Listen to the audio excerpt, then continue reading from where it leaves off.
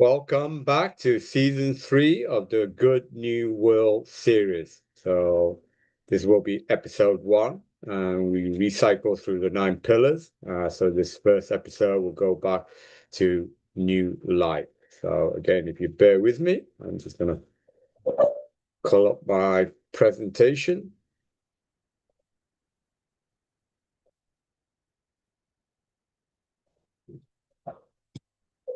So per the other monthly podcast, this presentation was actually created by myself, my partner Andrea Wen, and Linda Zaraya for our Call to Friendship Association. And this is the October presentation. We are member number 5, and this presentation is called New Life, 5 Phases of Existence. And as with previous monthly episode, we associate our presentation with an excerpt that's taken from the published knowledge book. And in this case, the article that we are associating with is, I read it here, it's called God Once Created All the Intellects from the Same Frequency, but the humankind has either known or has not known how to create its own self. And if you have the knowledge book, you'll find that in fascicle 2, Our Friends, English version, page 27. So again, this is the New Life, 5 Phases of Existence, a journey through the evolutionary stages of existence, from the simplest molecular structure to transcend spiritual beings capable of dimensional travel. So let's begin with the very beginning. The journey begins, as we would say. So life as we know it didn't emerge from nothing. It began with the most fundamental building blocks of matter, slowly organizing into increasingly complex forms over billions of years. Here on Earth, the planet Earth is envisioned to be around 4.3 billion years, and the first sign of life is estimated to be 1 billion years after the Earth creation. So life, as you know, the most simplest life, has been around for at least around 3 to 3.5 billion years. So this evolutionary journey spans 5 distinct phases, each representing a quantum leap in complexity, consciousness, and capability from inanimate matter to transcend spirits. Each phase builds upon the previous, creating an ascending ladder of existence. So the first phase, is actually not life, it's inanimate molecules. So molecular chains are the foundation of all existence, began with simple molecular structures floating in the primordial cosmos. In fact, most scientists now believe that the organic amino acid that seeded Earth actually started from outer space in comets and asteroids that bombarded Earth. So these organic compounds are molecular chains that create the essential building blocks for future life. So these are the life precursors. These organic compounds became the precursors that would eventually spark the creation of living organisms. So phase 1 is actually not life itself, but it's the building block to life. Phase 2 is the simple life, the single cell microorganism. So the first true life forms emerge as single cell organisms, representing the initial spark of biological existence. These primitive organisms lay the groundwork for all future biological evolution, establishing the fundamental processes of life.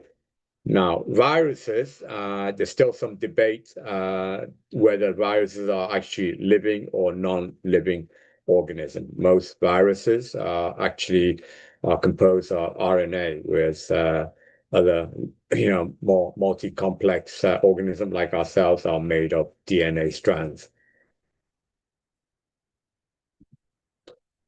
Phase 3, complex life. So these simple single cell eventually evolve into multi cellular evolution. Organisms evolve from single cells into complex multicellular structures, enabling unprecedented biological sophistication. So these are increasing in complexity. So each evolutionary step brought greater complexity, from simple organisms to advanced life forms with specialized systems. So right now, at the apex of our tree of life, at least here on Earth, is Homo sapiens, the current pinnacle of earthly evolution, representing the most advanced species on our planet with unprecedented cognitive abilities. Now, I consider we are now in the phase 4, which are the hybrid aliens. Now, man obviously went to outer space, set foot on the moon almost over half a century ago. But the reality is our biological body cannot sustain long-term existence in zero gravity, high cosmic radiation outer space. Our body is just not built for it. So for space to survive the harsh conditions of outer space, extraterrestrial beings must undergo radical physical evolution beyond natural biological limits.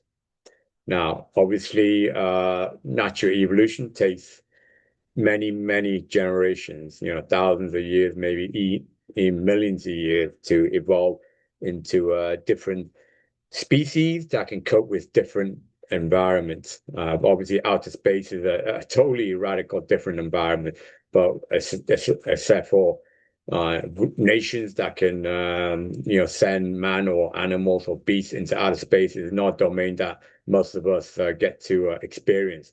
And therefore, for natural evolution to evolve to be able to survive in outer space is just, it's literally impractical in many, many lifetimes.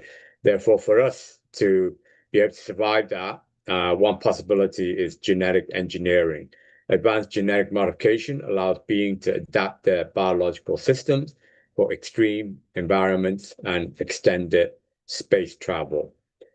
There's also the possibility of AI hybridization. So obviously, robot androids and AI are now advancing at such a pace that it's just so extraordinary.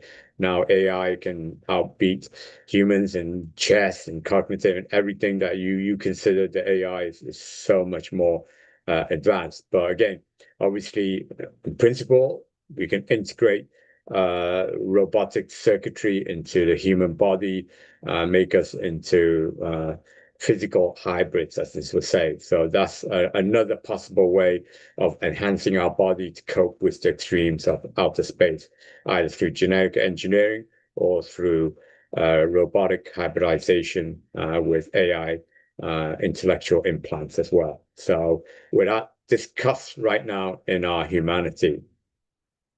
Then the final possible phase, which I define as the spiritual angels. In the end, for humanity to escape the physical limitation of our four-dimensional space-time, we must evolve into formless spirits that can transcend into higher dimensions. And those that have followed my scientific discovery of the twin universe, which again I arrogantly state will one day win me the Nobel Prize in Physics, because it's the only scientific discovery that also explains all the cosmic unknowns, such as dark energy, the rapid expansion of the accelerated expansion of the universe, dark matter, the rapid rotation of galaxies, missing antimatter, and even the ghostly phenomenon of quantum entanglement. That's the reason why I arrogantly state I will win the Nobel Prize in Physics. Of course, the biggest discovery, as you all know, those that follow me, is the discovery of the single omnipotent consciousness, or the technical word for God. So, transcendent formed, evolution beyond physical matter into pure spiritual essence. Higher dimensions, this will allow us to access the realms beyond our current four-dimensional realm into 10 dimensions, which is the twin universe predicts, and also string theory as well. So these are the spiritual angels, the ultimate evolutionary form, free from physical constraints. So a summary of the eternal journey from the simplest molecular chains to transcendent spiritual beings. Existence follows an ascending path of ever-increasing complexity and consciousness.